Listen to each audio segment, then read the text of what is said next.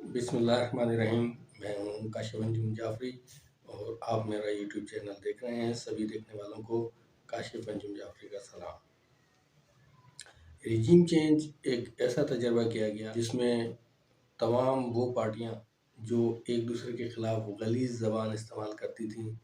اور ایک دوسرے کی مخالف جماعتیں تھیں، اور وہ تمام پارٹیاں جو کرپشن میں اپنا ثانی نہیں رکھتی، ان تمام کرپٹ پارٹیوں کو اور کرپٹ سیاستدانوں کو جوڑا گیا اور ان سب کو ایک ایلفی ڈال کر ایک جگہ اکٹھا کیا گیا۔ اور یہ ایلفی کس نے ڈالی اور یہ ایلفی ڈالنے والے کون تھے، یہ آپ مجھ سے بہتر جانتے ہیں۔ ایلفی ڈالنے والوں نے ان کرپٹ سیاستدانوں کو 30 سالوں سے پال رکھا ہے۔ وہ انہیں 30 سالوں سے پال رہے ہیں کیونکہ یہ کرپٹ سیاستدان ان کو سوٹ کرتے ہیں۔ ان سارے کرپٹ سیاستدانوں نے ملک کو لوٹا اور ایلفی ڈالنے والوں نے بھی لوٹا، اور اسی وجہ سے یہ ایک جگہ جمع ہو جاتے ہیں اور عوام کو 2 وقت کی روٹی کے لیے بھی انہوں نے الجھا کے رکھا ہوا ہے۔ ایک ایماندار آدمی کے آنے کے بعد ان لوگوں کو کتنی تکلیف ہوئی، یہ پورا پاکستان جانتا ہے۔ بیوروکریسی کو تکلیف، میڈیا کو تکلیف، کرپٹ سیاستدانوں کو تکلیف۔ غرض کے تمام کرپٹ سیاستدانوں اور کرپٹ لوگوں کو تکلیف سہنا پڑی اس ایک ایماندار آدمی کے آنے کے بعد۔ اب یہ ریجیم چینج کا تجربہ کتنا کامیاب ہوا، اس کا بھی ایک سرسری سا جائزہ لیتے ہیں۔ شہباز شریف صاحب کو بڑے ڈھول بازی کے ساتھ لایا گیا کہ جناب یہ شہباز اسپیڈ ہے اور یہ ملک کو اسپیڈ دے دے گا اور ملک اسپیڈ پکڑے گا۔ ملک تو کیا اسپیڈ پکڑتا، وہ شہباز اسپیڈ کی اپنی ہی گاڑی بند ہو گئی، ان کی اپنی گاڑی ہی اسٹارٹ نہیں ہو سکی، اور وہ ابھی تک کوشش میں لگے ہوئے ہیں کہ کسی طرح یہ گاڑی اسٹارٹ ہو جائے۔ اور جی ملک کے وزیر اعظم شہباز اسپیڈ کو یہ کہتے سنا گیا کہ وہ عوام سے اپیل کر رہے تھے کہ عوام جھولیاں اٹھا کر دعا کرے کہ ڈالر کی قیمت کم ہو جائے۔ تو یہ ان کے پاس ایک ڈالر کو کم کرنے کا فارمولہ تھا، جو یہ کہہ رہے تھے کہ جی ہم ڈالر کو نیچے لائیں گے۔ تو وہ فارمولہ یہی تھا جی عوام جھولیاں اٹھا کر دعا کرے۔ پھر جی اسحاق ڈار صاحب کو لانچ کیا گیا، جی وہ معیشت کے چیمپئن ہیں، وہ آئیں گے، وہ ڈالر کو نیچے لے آئیں گے۔ اسحاق صاحب آئے جی، انہوں نے آگے بڑے بیان دیے، بڑے دعوے کیے، جی ڈالر تو 200 سے نیچے اس کی ویلیو بنتی ہے اور میں اس کو 190 سے نیچے لے کر آؤں گا اور یہ کر دوں گا اور وہ کر دوں گا۔ تو جی آج ڈالر جو ہے وہ 265 روپے انٹر بینک میں آپ کو مل رہا ہے۔ انٹر بینک میں 265 روپے کا ہے، جبکہ اوپن مارکیٹ میں 280 کا بھی نہیں مل رہا۔ ملک اور معیشت کا بیڑا غرق کرنے کے بعد ڈار صاحب کہتے ہیں جی پاکستان اللہ کے نام پہ بنا تھا اور اب اس کو اللہ ہی چلائے گا۔ یعنی انہوں نے صاف لفظوں میں ہتھیار ڈال دیے، صاف لفظوں میں کہہ دیا کہ جی ہمارے بس کا نہیں ہے، ہم کچھ نہیں کر سکتے۔ اب معیشت کا حال دیکھ لیجئے کہ ریزرو جو کہ 17 ارب ڈالر تھے وہ کم ہو کر 3.9 ارب ڈالر رہ گئے ہیں۔ ایل سیز آپ نہیں کھول رہے ہیں، امپورٹرز کے لیے، جو امپورٹرز ہیں ان کے پاس ڈالر نہیں ہے کہ وہ امپورٹ کر سکیں۔ امپورٹ کیا ہوا مال پورٹ پر پڑا ہوا ہے، ایل سی نہ ہونے کی وجہ سے وہ مال خراب ہو رہا ہے، اور بنیادی ضرورت کی جو چیزیں ہیں وہ عوام تک نہیں پہنچ پا رہی ہیں۔ ایون کہ آپ ادرک اور پیاز جیسی جو چیزیں ہیں وہ بھی پورٹ پر پڑی ہوئی ہیں اور آپ کے پاس پیسے نہیں ہیں کہ آپ ایل سی اوپن کر سکیں۔ کل عمران خان نے ایک خطاب کیا اور اس خطاب میں انہوں نے بتایا کہ میرے خلاف 2 سازشیں ہو چکی ہیں، 2 اٹیمپٹ ہو چکے ہیں مرڈر کے، اور اب ایک تیسری کوشش کی جا رہی ہے جس کے لیے زرداری صاحب نے فائنینس جو ہے وہ کی ہے، وہ اسپانسر انہوں نے کیا ہے، اور انٹرنیشنل لیول کے کچھ لوگ ہیں جو ان کو انہوں نے سپاری جسے زبان میں کہا جاتا ہے کہ سپاری دی ہے عمران خان کی کہ آپ اس کا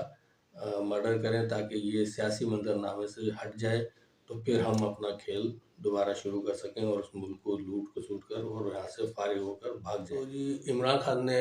یہ لوگوں کو بتایا کہ میرے قتل کی سازش کی جا رہی ہے، اور اگر مجھے قتل کیا گیا تو اس قتل کے ذمہ دار آصف علی زرداری ہوں گے، اور وہ لوگ ہوں گے، وہ 4 لوگ جن کے بارے میں ایک ویڈیو بنا کر محفوظ مقام پر رکھ چکا ہوں، اور وہ میرے اگر مجھے قتل کیا گیا تو میرے قتل کے بعد ان 4 کے نام بھی ظاہر ہو جائیں گے، اور اس میں زرداری بھی انوالوڈ ہوگا۔ اب جی اس خطاب کے بعد شہباز اسپیڈ صاحب بھی خطاب کرنے چلے آئے، اور آنے کے بعد انہوں نے اپنے کارنامے گنانے شروع کر دیے